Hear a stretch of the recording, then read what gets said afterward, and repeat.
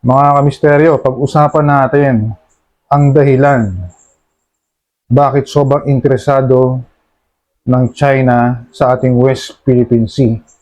Kasi merong umamin o inamin mismo ng isang Chinese oil company ng China kung bakit sila interesado sa ating teritoryo. Pag-usapan natin yung interview or statement ni PBBM habang ini-interview siya dyan sa Czech Republic tungkol sa umiinit na tensyon dyan sa West Philippine Sea. Bakit ba gigil na gigil ang China dyan sa ating teritoryo? Alam natin habang patagal ng patagal, dumadaan ang mga araw, painit ng painit ang tensyon dyan sa West Philippine Sea. Tama naman ang ating mahal na Pangulo PBBM, na China ang nanggugulo dyan sa teritoryo natin. Hindi tayo, kasi tayo dumidepensa lang naman kung ano yung para sa atin at kung ano yung national interest ng bansa. Alam niyo ba mga kamisteryo, yung offshore gas company ng China ay nagsasabi mismo na dyan sa ating West Philippine Sea ay mayroong 100 million tonelada ng langis. Kaya diyan sila ka-agresibo sa ating teritoryo dahil sobrang laki ng yaman ng ating teritoryo. Gusto talaga nilang angkinin ng gas corporation ng China yung ating West Philippine Sea. Panuorin natin yung interview kay PBBM kung anong sinasabi na tungkol sa oil exploration na gustong mangyari ng China. Muling binigyang diin ni Pangulong Ferdinand R. Marcos Jr. ang soberanya ng Pilipinas sa harap ng isyu ng West Philippine Sea. Ito ang sagot ng Pangulo nang matanong kung pabor ba siya sa muling pagbuhay sa negosasyon sa joint exploration kasama ang China. Kasunod ito ng nakitang oil field ng China National Offshore Oil Corporation sa South China Sea na tinatayang nasa 100 million tons. Anya, ang soberanya ang magiging gabay sa anumang pag-uusap ukol sa teritoryo. The sovereignty and the sovereign rights and our territorial jurisdiction remains a key in all of these talks, and we cannot at any point somehow compromise the territorial integrity of the Philippines. I don't know of any instance where the Philippines has instigated anything at any point, both verbally or militarily or diplomatically. We were busy. We are busy. We have been busy with running the country and making the best life for Filipinos. We did not begin all of these problems. All of this commotion has not been caused by the Philippines. So I don't know what they are referring to. Di ba, malinaw yung pagkakasabi ng ating mahal na Pangulo. Di ba, hindi tayo nanggugulo. Yan ay teritoryo natin, hindi natin isusuko.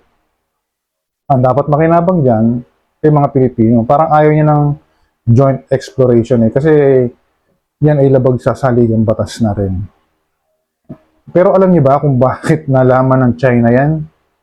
Kung paano nalaman ng China yung kayamanan natin sa West Philippine Sea? Na naging presidente natin noong mga nakaraang administrasyon na pinayagan ang exploration dyan sa West Philippine Sea kasama ang China at Vietnam. Si GMA ito sabihin ko na sa inyo, si GMA. Noong panahon ni GMA, yung GM issue na yan o yung Joint Maritime Systematic Undertaking na nakapagkasundo si GMA sa China at Vietnam na isurvey pag-aralan ang West Philippine Sea. Kaya namapa yan ng China, yung buong teritoryo natin dahil dyan sa issue na yan ni GMA. At meron nag-question dyan nasa Kongreso, yung makabayang black sa korte, no? At ang latest na decision dyan, ito ay unconstitutional. Yung JM issue na yan.